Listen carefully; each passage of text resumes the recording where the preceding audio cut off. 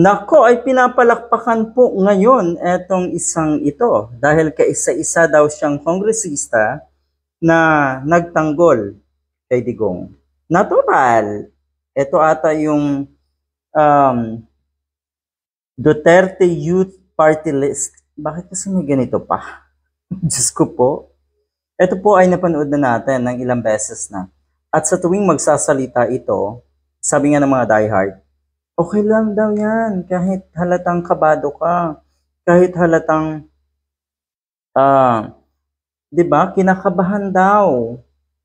Pero nasa puso naman daw yung kanyang sinasabi. My God.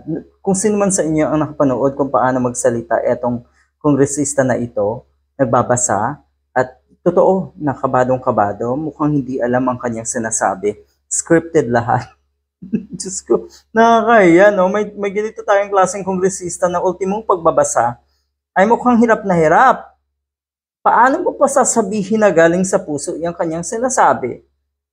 Kasi ang totoong galing sa puso, hindi ka na nagbabasa. Kasi andito na yan, kusang lalabas yan. Dahil meron kang prinsipyo, meron kang alam mo ang pinaglalaban mo, kaya natural na lalabas yan.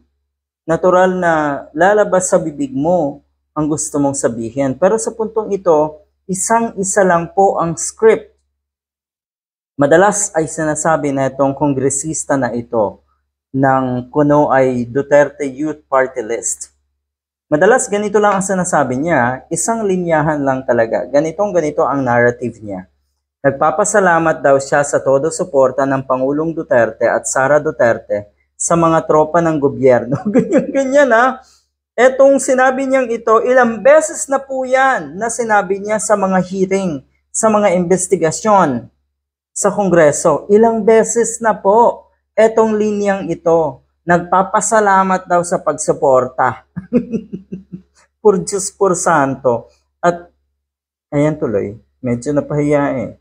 Napahiya etong isang ito. Kung Diyos ko, sana naman wag na may mga ganitong klaseng kongresista na mukhang talagang olats, mukhang sa dunong pa lang talaga pang grade 1. Alam niyo yon? Kasi nagbabasa lang, sa pagbabasa pa lang, wala na eh.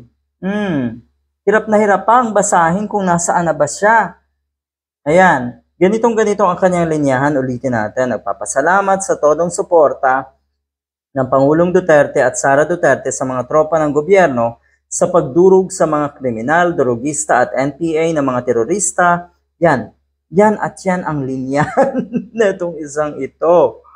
At yun nga, medyo mahaba yung statement niya na yan na kasi nga, dapat daw ay imbestigahan din or ipatawag din daw yung mga taong pumatay. Yung mga, sabi niya kasi dito, dapat daw kung maging patas, kung talagang gusto ng patas na investigasyon, imbestigahan daw lahat